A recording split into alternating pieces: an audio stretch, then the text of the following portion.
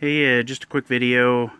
I was about to throw this old hose reel away because it started leaking. I think we bought it at Menards or maybe Home Depot, and it's been a nice little hose reel. Don't remember what we paid for it, but you'll see right here where it pivots, it was starting to leak really bad. There's some O-rings in there, and it kind of at first appeared like it was not repairable. I tried to take this nut loose and it would not budge, but I finally pulled really hard with a larger wrench and put a pipe wrench on here as well so it wouldn't break the bracket, and I got this to come off. It was just a bit rusty in there.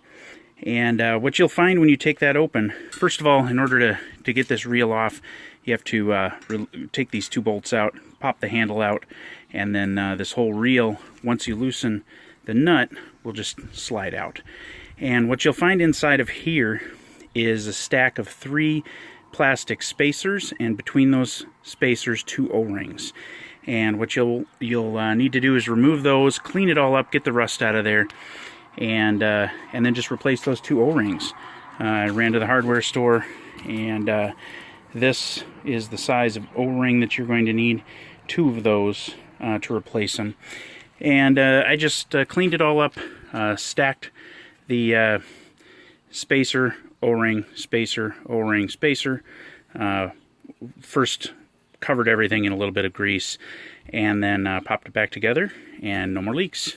Use it for another 5 to 7 years. It'll probably be just fine.